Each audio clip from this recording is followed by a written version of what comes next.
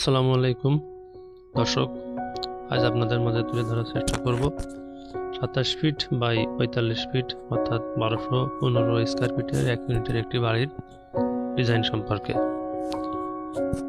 এই ডিজাইনের একটি বাড়ি নির্মাণ করতে হলে আমাদের জমির প্রয়োজন হবে 3 শতক, অর্থাৎ 3 শতক জমি হলে এই ধরনের একটি ডিজাইনের বাড়ি নির্মাণ করা সম্ভব। এবার আসা যাক এই ধরনের একটি ডিজাইনের কি সুবিধা থাকছে। এই ডিজাইনে মোট 3টি বেডরুম 1, 2 এবং 3।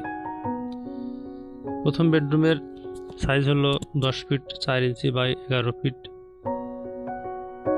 দ্বিতীয় বেডরুমের সাইজ হলো 10 ফিট 4 ইঞ্চি বাই 11 ফিট।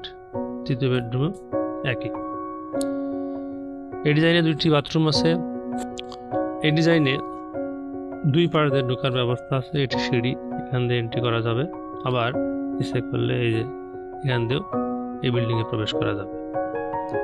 এই বিল্ডিংটি যদি আপনি সাউথ ফেসিং করেন সবচেয়ে ভালো হবে।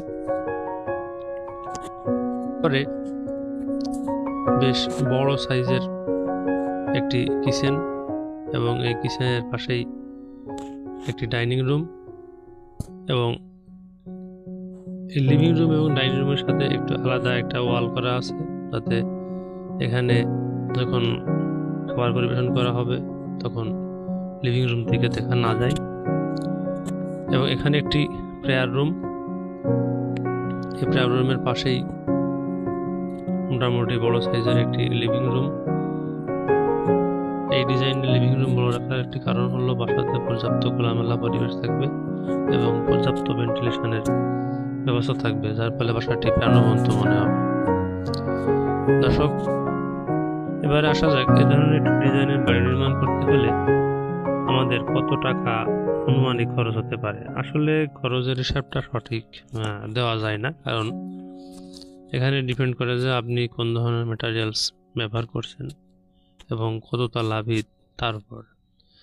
মূলত এই বিল্ডিংটা যদি আপনি 3 তলা ভিত দিয়ে করতে চান, সেক্ষেত্রে নিচতলার সম্পূর্ণ কাজ শেষ করতে খরচ হতে পারে আনুমানিক 27 থেকে 28 লক্ষ টাকা। এছাড়া যদি আপনি 4 তলা বা 5 তলা করতে চান, সেই ক্ষেত্রে আরও ব্যয় বৃদ্ধি পাবে।